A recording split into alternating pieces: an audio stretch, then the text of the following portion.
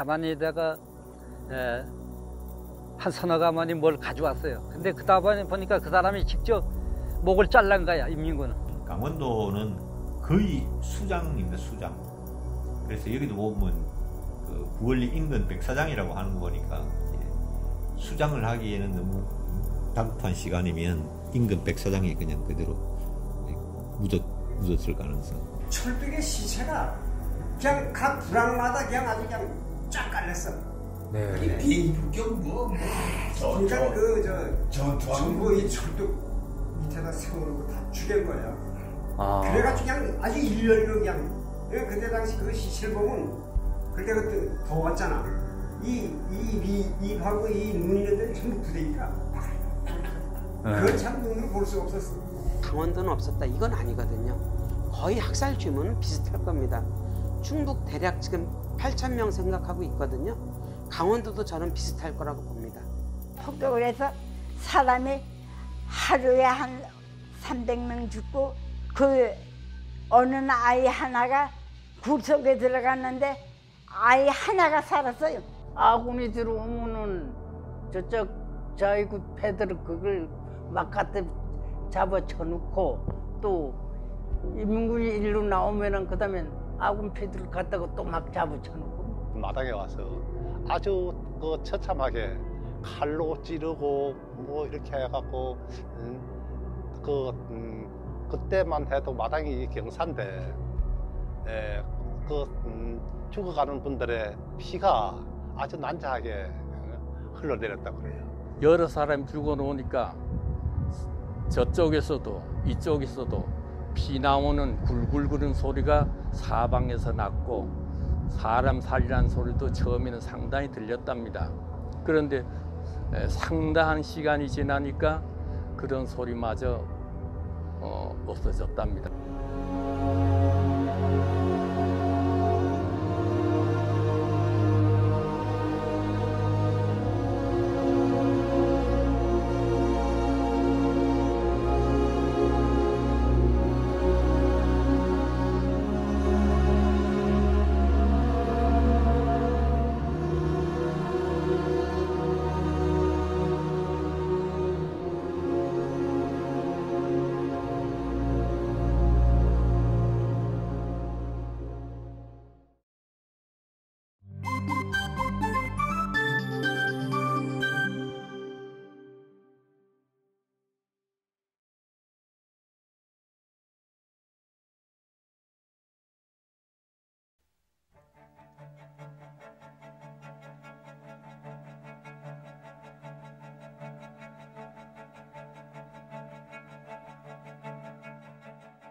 학살된 굴이 있다는데 그 어디쯤 돼?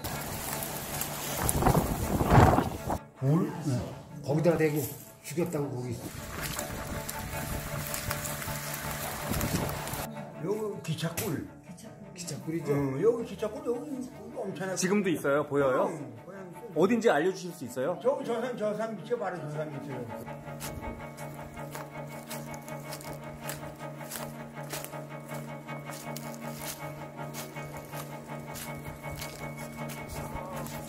네, 여기 와본 적이 있어요.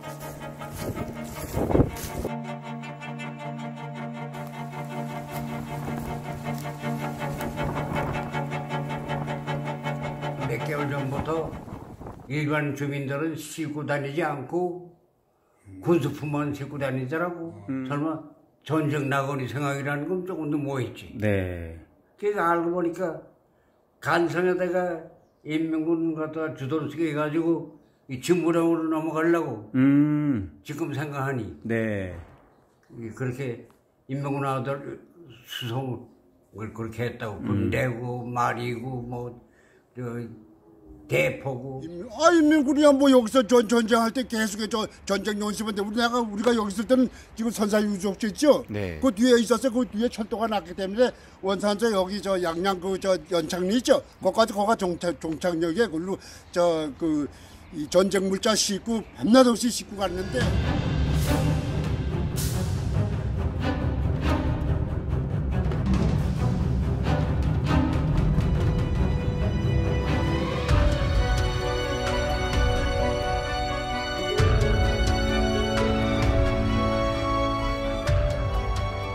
현남면 북군리에 사는데 저 6.25 날 새벽 4시 반 그때 우리 마당에 이북에서 박격포 와 때리는데 뭐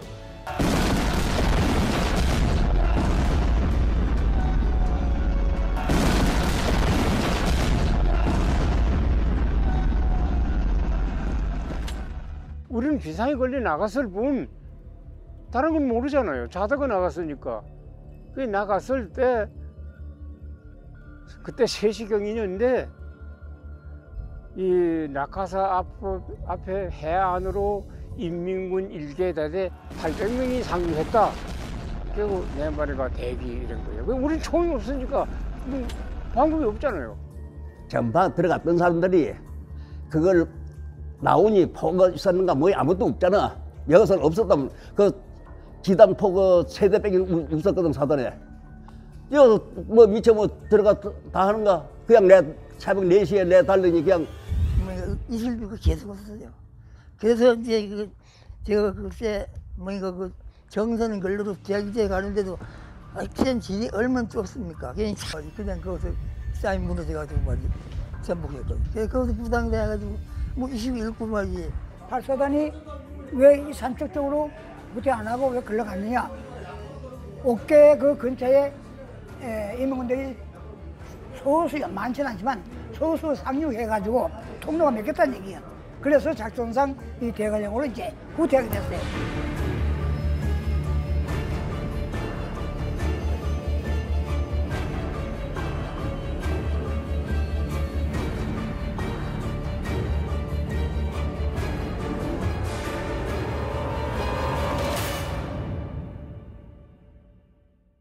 한국전쟁 초기에는 뭐 인민군이 급작스럽게 전면 남침을 했기 때문에 국군과 경찰이 후퇴를 하면서 보도연맹원과 형무소 제소자를 먼저 학살을 했던 것이고, 동시에 인민군이 이제 남한을 점령하면서 남한 점령 지역에서 후퇴하지 못했던 친일 관련자라든가 또 경찰이라든가 우익청년단체 이런 사람들을 인민재판 형식을 빌려서 또 학살을 하게 되죠.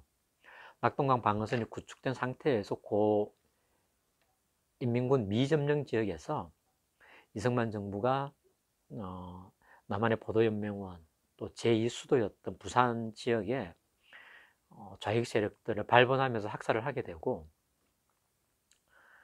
그러다가 이제 9월 15일 인천 상륙작전을 하면서 인민군들이 남아있던 뭐 방공 우익 인사들 그런 사람들을 지역에서 또 학살을 하고 후퇴를 하게 됩니다.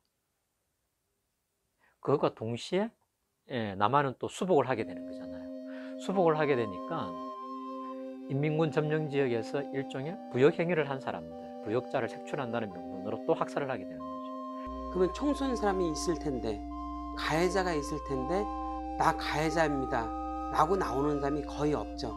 내가 국가의 명령에 의해서 보도연맹원들을 학살했어 라고 증언하신 분이 김만식 선생 한 분입니다. 유일하게. 그럼 최초의 보도연맹원 그 처형이 있었던 데가 어딘가요? 최초에 한 것이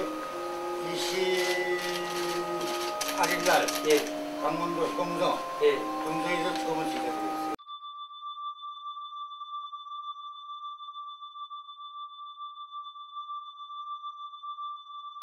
그리고 보도연맹들의 복장은 전부 흰옷을 입었기 때문에 총을 쏘려면 피가 나와가지고 피 흐르는 거 보고 죽었다 살았다 하는데 소총, 대무왕 가지고 갈빈 가지고는 도저히 안 되니까 보병부대가 가지고 있는 기관총 가지고 일제 사격을 하고 확인도 안 하고 그냥 뒤에서 인민군이 옥문을 쫓아오니까 후퇴하고 그런 겁니다.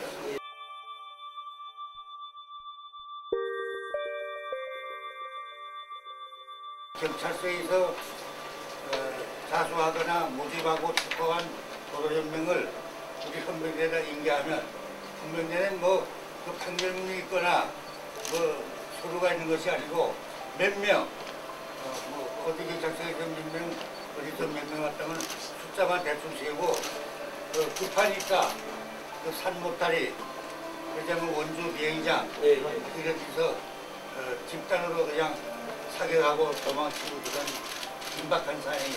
예.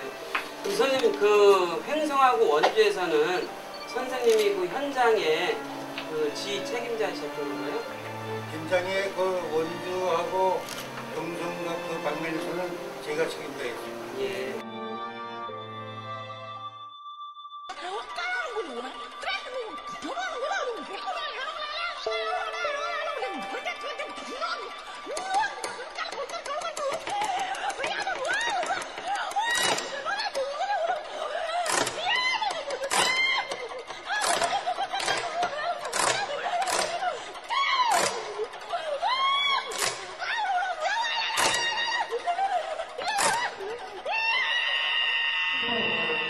영동 지역의 학살은 경기 북부지방하고 비슷한데요. 휴전선 적병 지역이기 때문에 지역사회 보수성 때문에 그 경기 북부 지역의 가평이나 포천 지역의 양상하고 강원도 양상하고 비슷합니다. 그러니까 인민군이 곧바로 내려와서 2월 25일 날 곧바로 동해안으로 내려와서 계엄령이 선포되고 지역을 점령했기 때문에 그 국군이 이제 피후퇴하면서 저지른 학살이 있습니다. 그러니까 원주 형소, 그 다음에 횡성 일대에서의 보도연맹원들 학살, 삼척 지역에서의 보도연맹원 학살, 그 다음에 다시 이제 국군이 수복을 하면서 부역했다고 알려진 그런 또 의심되는 사람들을 학살하는 것이 있죠. 강원, 강릉이라든지 삼척이라든지 양양이라든지 이런 지역에서 학살한 것들이 있는데 어쨌든 지역사회 보수성 때문에 상대적으로 많이 알려지지 않은 것이 있는 것 같습니다.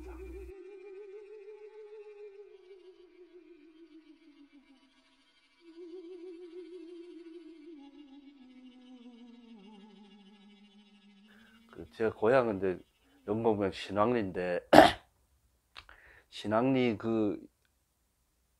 안에 좌익하시는 분이 계세요. 그분들이 이제 6.25 전쟁이 나니까 그분들이 오시라 해가지고 아마 뭐 구타를 좀 하고 뭐 이렇게 했는가 봅니다.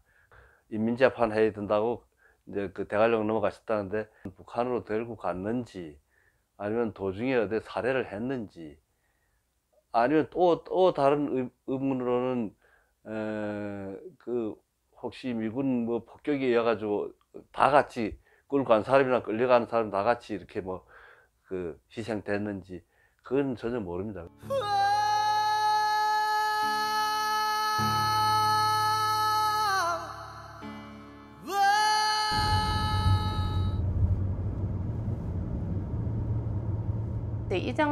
이정을 봤다네 왕산에서 아군이 이제 들어온다 소리에 빛이나 있다 집에 와 계시다가 마당에 나갔는데 이웃집 저쪽 분들 이북 분들이 그 이웃집에 있는데 그분이 와서 보고는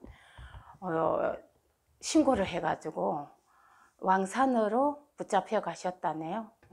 매일 와가 죽여라 저건 놔둬서 안 된다 죽여라 맨날 그랬다 소문 듣고는 혹시나 대관령 올라가다가 이제 한 구렁이에다가 쏘아가지고 막 넣어서 묻고 갔다 소리가 있더라고요.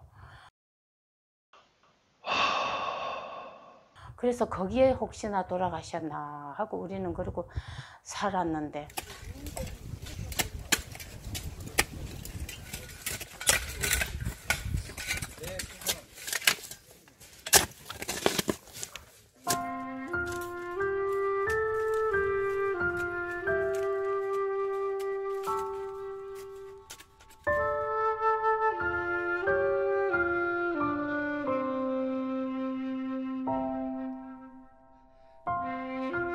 할아버지 이장 저 계시는데 여기 있을 때에 인문 아웅에 와서 할아버지 뭐 모색하고 가시고 그냥 바로 피난 거 뺐거든. 배 타고 가는 거를 보셨어요, 할머니가? 그 배 가져가는 것 같아. 그렇게 바다 갔다 가던데. 그게 6.25 전쟁 나고 얼마 정도 지났어요? 얼마 안 됐어. 얼마 안 돼서요. 그러면은 그 바로 피랑 가지고 가. 할아버님이 끌려가신 이후로는 모르시는 거네요. 돌아가셨는지 살아계신지. 잘 모르고 답지도 안 하고 모르고 알아볼 때도 없고. 그 대한청년단 그 회원이었었는데 밤중에 놀러 나갔는지 일을 보러 나갔는지 갔다 오시다가 변을 당했대요. 그렇게 사질 찢었다고 그러는데 그 나무에 걸쳐놨는데 그 이탈을 봤다고 그래.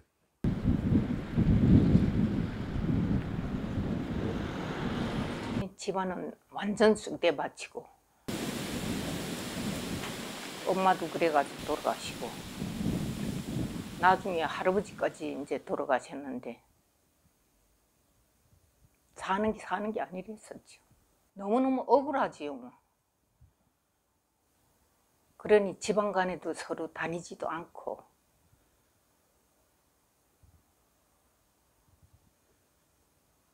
지금도 그 생각하면 눈물밖에 안 나요.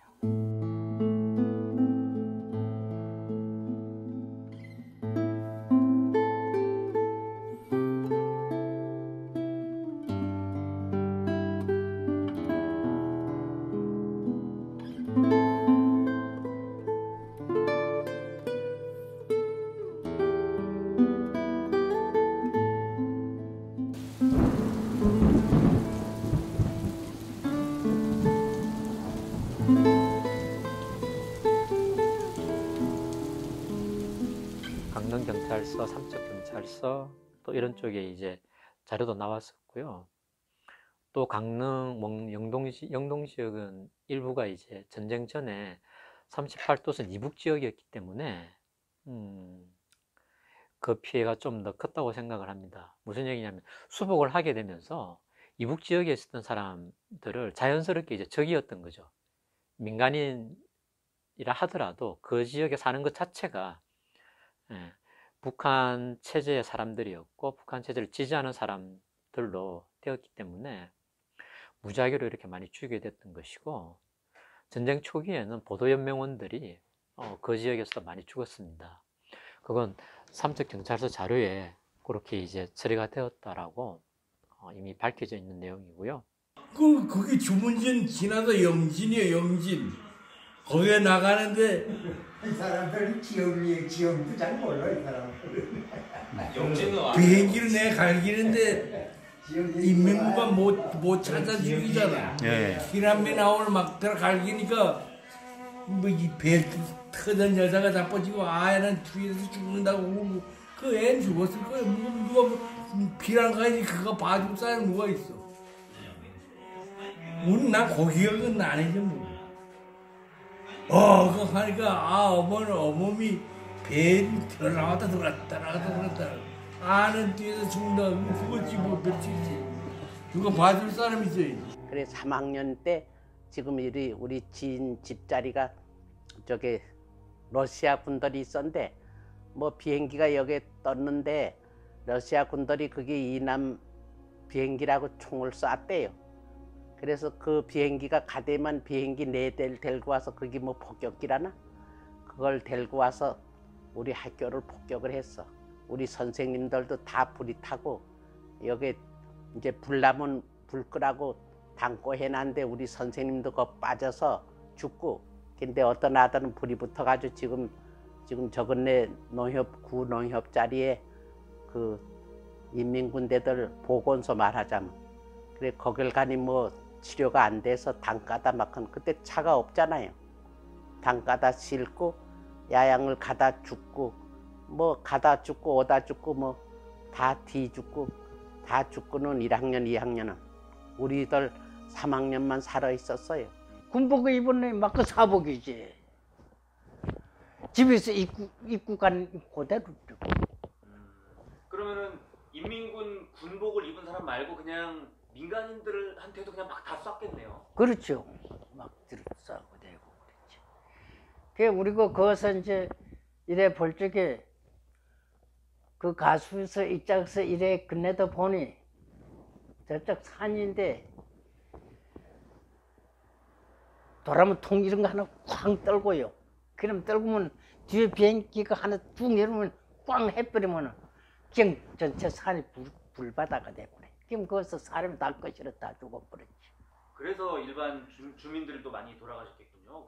그렇죠. 그래 일반 주민도 많이 죽었어요. 그래가지고 뭐 안 죽은 애들 안 죽었다고는 절대 그건 거짓말이에요. 부역 혐의자로 이제 몰아가지고 아무런 법적인 그런 과정 없이 홀치기 부대라는 이제 소위 방공 청년단인지 정말 이게 이 군인들의 잔병인지 실체를 알 수 없는 그 사람들이 그 수십 명을 그 솔밭에 모여서 그래서 마을 사람들 처음엔 다 오게 한 것 같아요. 그리고 그 사람들이 정말 역사적으로 뭐 흥미로운 거는 소설에서도 그런 얘기가 등장하죠. 다 인민군복을 입고 나왔습니다. 그 홀치기 부대라는 사람들은 인민군복을 입고 나와서 우리가 다시 돌아왔으니 환영을 하라 하면서 환영식에 나오면서 환영을 열일을 하는 사람들은 나중에 다 총살해서 집단 학살을 해버린 거죠. 그래서 이제 그 부월리에서도 수십 명 죽고, 그런데 이제 그 홀치기 부대라는 그 사람들이 붙인 별명입니다. 그 부대가 이 지역에서만 아니라 내려가면서도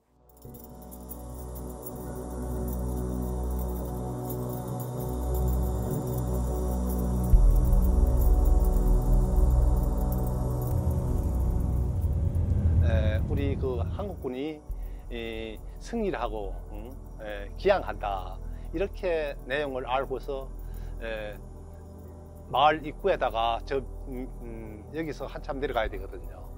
솔문을 만들고 거기다가 태극기를 꽂고 환영식을 준비하는 찰나에 북한 계려군들이 퇴각하는 길인데 올라오면서 그 광경을 보고 상당히 분노해갖고 그분들을 싹 다 모아갖고 우리 마을 중앙으로 올라와서 막 학수시 댁 마당에 모아놓고 칼로 찌르고 아주 무자비하게 사람을 죽였어요. 태극기 감아쥐고 휴전됐다 이러니까 좋아가지고 내려갔는데 그 뭐 굴비 엮듯이 딱딱 엮어가 11명을 엮어가지고 일로 올라온 거예요. 요 올라와서 요 알말 그 이장네 집 옆에 지금은 그 바위가 있는데 내가 어렸을 때 볼 때는 그 바위가 굉장히 커 보였었거든. 그 마당에다 놓고 총을 쏴서 죽인 게 아니요. 대금을 쑤셔서 11명을 죽이는 그 가운데 우리 큰아버지만 유일하게 살은 거예요. 총소리가 나길래 확 내려와 보니까 사람이 그냥 완전히 죽진 안 하고 맞아가지고 숨을 쉬니까 입에서 푸른 거품이 벅져 나오는 거요. 그 사람 죽은 걸 다 보고 한 거요. 그 철없이. 그러니까 그때가 내가 8살인데 10살 기억, 11살 기억은 안 나도 그때 8살 기억은 어떻게 그렇게 났는지 지금도 나 이해가 안 가는 거예요. 어머니인데 제가 한번 물었습니다. 왜 우리 집에는 삼촌이 안 계시냐 이랬더니까 그때 하시는 말씀이 6.25 때 방공 활동을 하시다가 아마 이북 다시 올라가는 그때 이 터널 안에서 학살당했다고 하더라.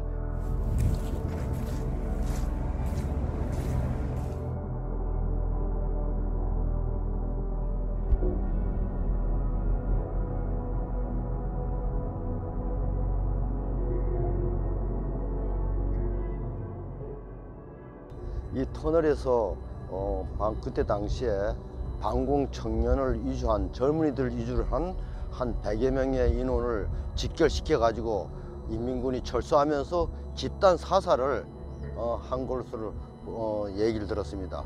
그 사살 중에 난사를 너무 심하게 해서 유족들이 시체를 알아보지 못할 정도까지 되었다는 얘기를 들었습니다. 그래서 세 사람이 나갔어요. 나갔는데 그날 그 돌아가신 날 새벽에 그 총을 맞아서 2사람은 그 자리에서 즉사하고 1사람은 살았어요. 뭐 어머니께서 뭐 특별한 얘기는 안 하더라고요. 그 얘기밖에 어머니한테 들은 적은 없어요. 이북 애들이 들어가면서 걷다 난사하고 들어갔다 그런 정도밖에 제가 알고 있는 게 없거든요. 그 인민군대 폐잔병이 막 들어갔어요. 엄청 들어갔어요. 하여튼 어떤 그때는 아군이 들어온다 이런 말을 들었던 것 같아요. 아이고 군이 들어온다고 하죠. 와 뭐 환장하고 악수하고 뭐 반갑다 그랬는데 그리고 뭐 말 몇 마디 지고 있는데 갑자기 옆에 이게 그때는 이게 유리를 안 하고 되게 창문을 이게 종이로 발랐습니다. 그리고 총구가 확 들어오니까 깜짝 말하라니 총구가 확 들어오는. 그러니 이 군인인 알고 환장하다가 갑자기 정신없어요. 그냥 그게 뭐 하고 있는데 이명대가 들어오더니까 이 저 전화선요 그걸 팔을 이제 엮는 거예요. 한 사람은 거기서 가슴을 맞아가지고 저 법수진 이장인데 맞아가지고 이 밭 가운데 가다가 엎어져 죽어서 죽고 그리고 여기 또 이 기풍이라고 하는 분인데 그건 의사래요. 의사인데 여기 학교 좀 초등학교 앞에 거기서 있다가 그 양반도 거기 갔다 왔더니 총을 맞아가지고 이제 또 와서 집에 가 있다가 그냥 2, 3일 전에 죽었어요. 2, 3일 못돼 죽었어요. 그리고 또 그 영옥이라고 그때 그 성은 모르겠나 영옥이라고 하는 분이 있는데 그냥 봤는데 그 할머니가 그 아들 하나 며느리다 가지고 겨우 있는데 거기서 그 자리에서 죽었어요.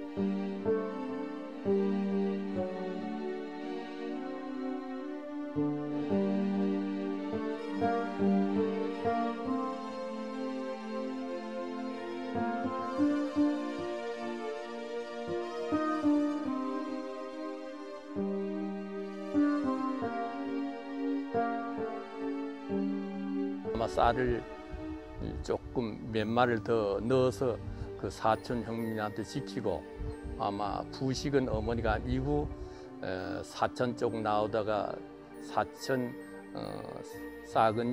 사근진에서 아군 군인들 지금 백골 부대 원들에게 아마 붙잡혔답니다.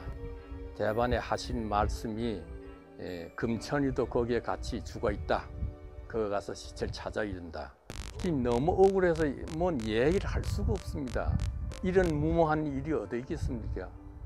아무 죄 없는 사람을 끌어다가 총살로 참 죽이는 그런 나라가 어디 있겠습니까? 이건 누가 그 시키지도 뭐 안 했는데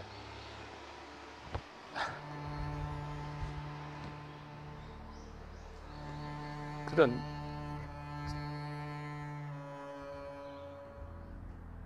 자발적으로 했는데도 아군이 왜서 그 죽은 사촌을 생각하면 참 억울합니다.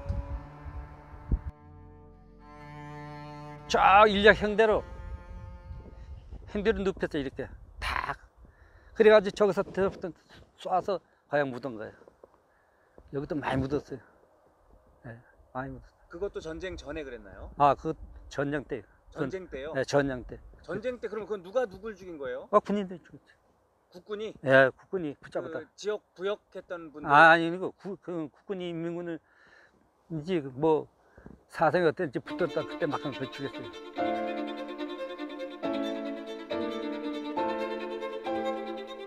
남한 정치에서 뭐 부역한 사람들이지 손발을 전부 줄로 짚고 맞은 포송을 엮었더라고.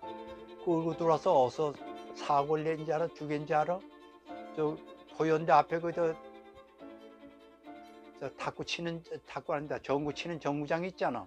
그 옆에 거기 와서 사살했어. 몇 명을요? 한 10여 명 그때 그랬어. 인민군이? 아니 국군이 그랬지.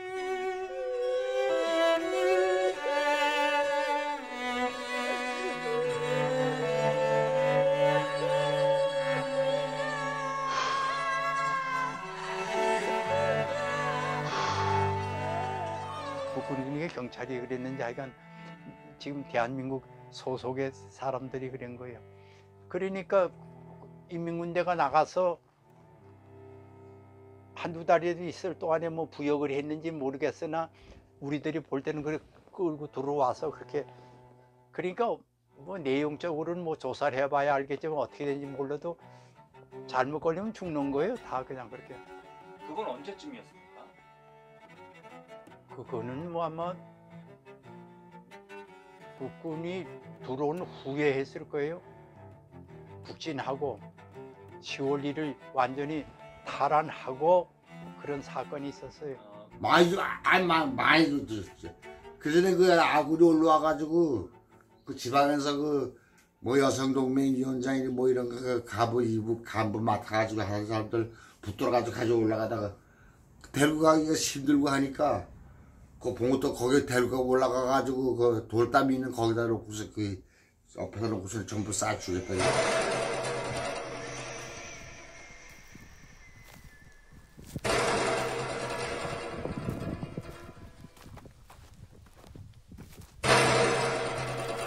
동네에서 사람이 그거 해가지고 가서 다 묻고 한 사람이 살았대.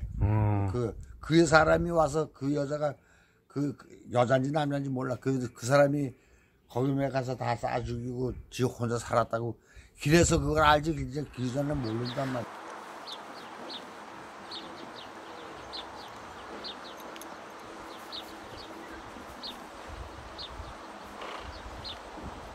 인민군들이 말이야 이 솔밭 안에 들어가 있는데 그걸 용케 하고서는 비행기에서 와서 말이야 폭격을 하고 막 그러더라고. 근데 근데 바다에서만 대고 비행기가 들어와. 누가 무슨 거기 항공모함이 와 있는 줄 알았나. 거기 바다에 우린 뭐 거기 섬에서 난 날아오는 줄 알았단 말이야. 근데 그게 항공모함이 와 있었다 그러더라고. 전쟁 때는 어쩔 수 없었다. 전쟁 때 민간인들 좀 죽은 게 뭐 대수냐라고 흔히들 이야기를 합니다.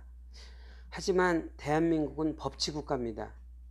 2차 세계대전 이후에 전 세계적으로 사상의 자유가 전 세계적으로 보장이 돼 있었어요. 마찬가지로 대한민국에서도 그렇게 했었어야 되는데 해방 후 6.25 전쟁 전후에 그러지 않았다라는 거죠. 그러면서 자신과는 집권 세력과는 다른 정치적인 입장을 가진 집단과 사람들을 무조건 학살하기에 바빴던 거고,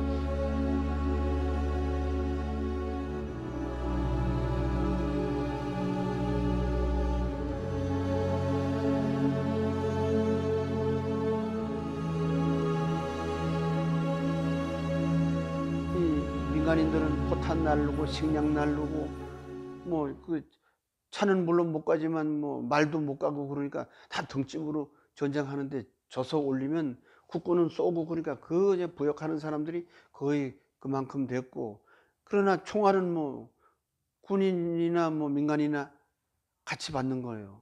그러다가 다 올라갔으면 괜찮은데 이 하는 동안에 와서 또 이 국군인데 오니까 또 마을 뭐 네 구장해 뭐 어디 마을에서 구장 또 밀려서 구장하다가 이 올라갔다 또 내려왔다만 일사후퇴.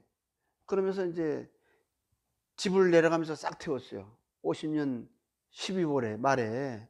그러면서 자기 집을 자기가 타고 양양 이 전체가 6집인가 밖에 안 남았어요. 그 집도 없고 내려가면서 뭐 부역한 사람이죠. 얼마 동안에 한 석 달 동안 부역한 사람들. 그 사람이 또 당하는 거죠.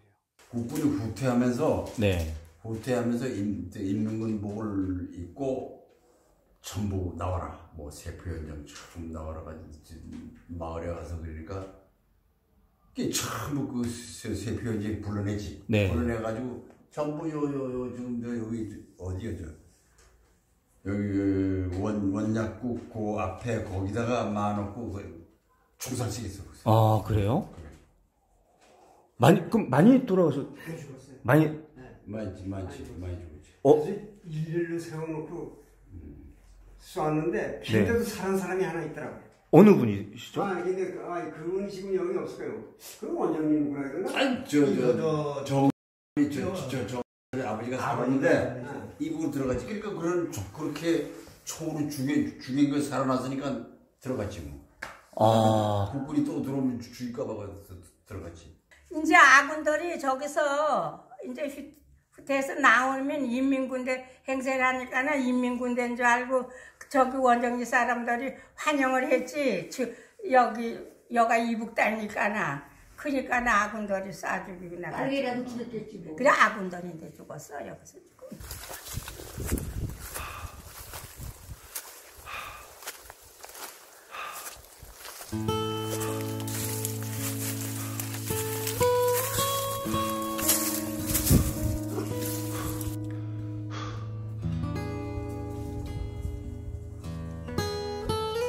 부대 전장 때 보고되죠. 보고 떨어진 자리.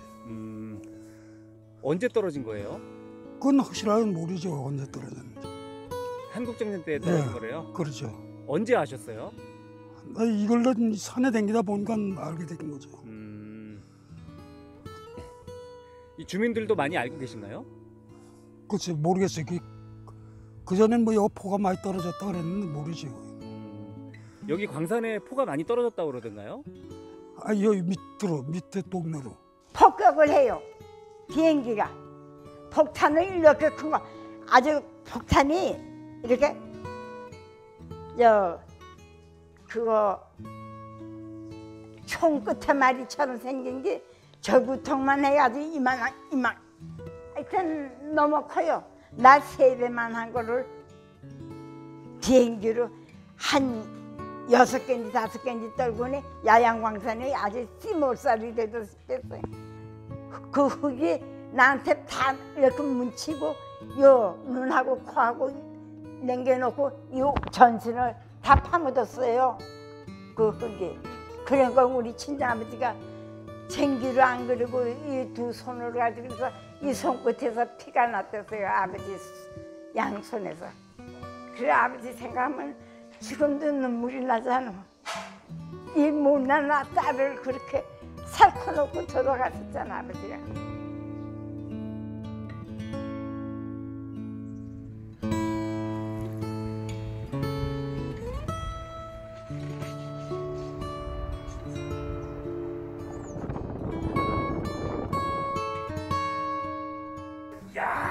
빡하니 비행기가 떠.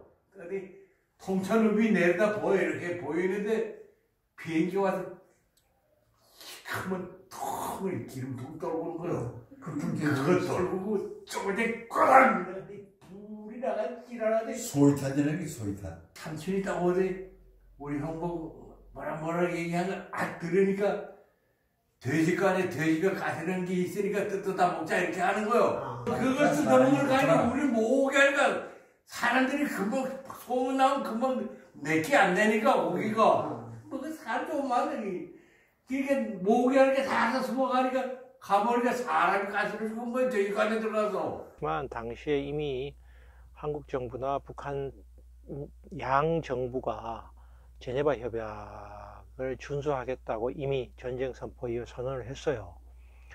했기 때문에 당시에 한국 정부나 북한 정부가 이런 국제적인 전쟁 규범이나 인권 기준을 모르지 않았습니다. 알고 있었고요. 그렇기 때문에 감추는 겁니다. 그러니까 포로를 함부로 죽이거나 민간인을 죽여서는 안 된다는 걸 알고 있었어요. 한국 정부가. 알고 있는 그 당시의 기준에서 물을 수 있습니다.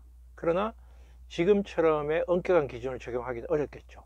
당시의 기준에서도 위배됐던 부분들을 저는 물을 수 있다고 생각합니다.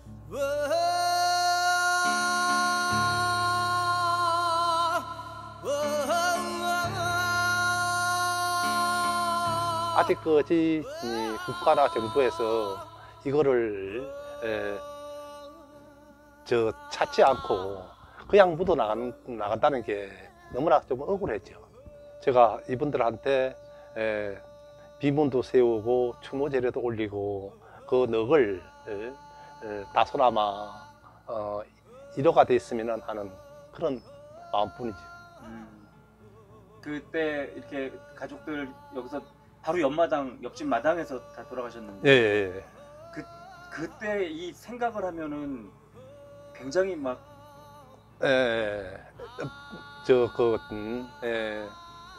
뭐랄까 표현이 마음이 좀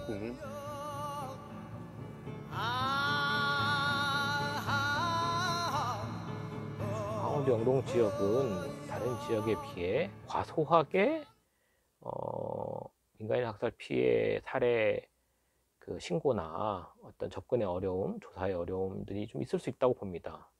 그거는 국가가 그런 부분을 인식을 하고 사실 직접 조사를 해야 돼요. 무슨 얘기냐면 보통 이제 한국의 그 민간인 학살 문제와 관련해서 조사를 할 때 일반적인 기본적인 원칙은 신고주의에 입각해서 피해자의 신고를 통한 해당 지역의 그 마을 단위별 혹은 군별 조사, 그리고 그 사건별 조사거든요.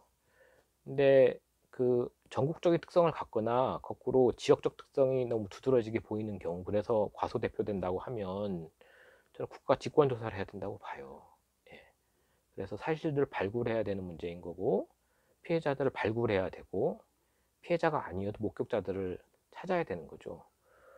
그럴 때만이 어느 정도의 그 전모가 좀 드러날 수 있다고 보고요.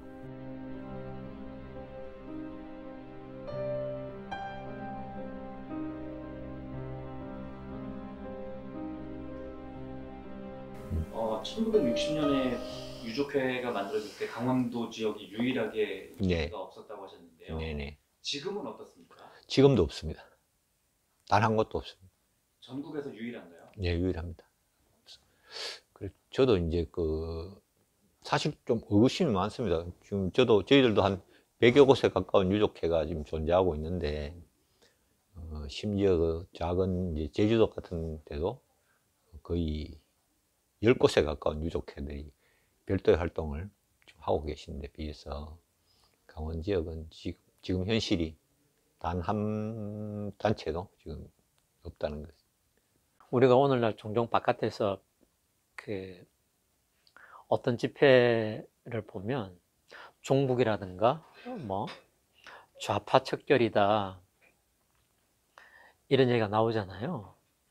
그런 논리의 무서움이 평시에는 그게 말로 끝날 수 있고 언어 테러로 한정될 수 있어요. 근데 그런 사람들에게 무력을 쓸 수 있는, 손에 무기가 쥐어지게 되고 그걸 쓸 수 있는 기회가 되면 그 사람들이 그걸 쓰지 않겠습니까? 그 얘기를 하는 겁니다. 그러니까 사회가 경직되고 극단적으로 내 편과 내 편이 나눠져서 비상시에 무력투쟁과 비슷한 그런 일들이 벌어지게 되면 굉장히 학살은 언제든지 재현될 수 있는 거죠. 그러니까 우리 중에 누구라도 피해자가 될 수 있고 또 우리 중에 누구라도 가해자가 될 수 있는 가능성이 있는 거예요. 향후에 있을지도 모를 이와 같은 유사한 상황들의 반복들을 막기 위해서 이 문제들을 대면하고 응답해야 되는 것이고, 이렇게 보면 당사자는 사실 한반도에 거주하는 모든 사람들일 거라고 보고요. 심지어는 그걸 지켜보는 세계 시민들도 그 당사자라고 볼 수 있는 것 같아요. 이게 되지 않았기 때문에 저는 한국전쟁 전후의 민간인 학살의 어떤 경험, 가해 경험들이 그 베트남 전쟁으로 이어졌고, 베트남 전쟁의 또 가해 경험이 광주에서 5.18 광주에서의 가해 경험으로 이어졌다고 생각을 해요. 아직 국가나 정부에서 이거를 찾지 않고 그냥 묻어 나간다는 게 너무나 좀 억울했죠. 저 나름대로. 한 70년 가까이 돼 생각해봐요. 그냥 완전히 묻히는 거지. 그럼 솔직히 말해서 이 죽은 마을에서 그렇게 학살되시면 그게 벌써 파헤쳐져야 되는 거거든요. 근데 그게 없어요. 그게 억울하지, 내가 볼 때는. 왜 각 웬만한 산골에 여보다 더 벽지도 면이면 면에서 다 조사를 해가지고 역사 기록을 남겨야 안 됩니까? 근데 뭐 이렇게 됐으니 또 뭐 웬만한 사건은 그냥 많이 묻히죠. 그걸 어떻게 밝혀낼 도리가 없잖아요. 저의 힘으로서는 그게 억울하게 돌아가신 분들이 아마 많을 거예요. 이게 조사해보면 알지만은 그때 당시 뭐 오래된 일인데 그게 기억이나 하겠습니까? 그게 그때 당시에 있던 분들은 뭐 다 돌아가고 없겠죠. 그게 그럼 뭐 제 힘으로 뭐 어떻게 합니까? 아무것도 못하죠. 제대로 했으면은 옛날에 다 이게 밝혀질 일을 제대로 안 한 거잖아요. 어떻게 돌아가셨는지 그것만 해도 알았으면 원이 없겠다 했어요, 항상. 그래서 그런 거지 뭐. 안 그래요? 자국 국민인데 그런 무모한 사람들을 참 참혹하게 학살한 그런 것들은 참 너무 억울해서 뭔 표현을 할 수가 없습니다. 과연 그 사람들 우리 국군이 맞는지 참 너무 억울한 그런 물 당해서 지금도 그때의 생각만 하면은 아무 죄 없는 사람을 끌어다가 총살로 참 죽이는 그런 나라가 어디 있겠습니까?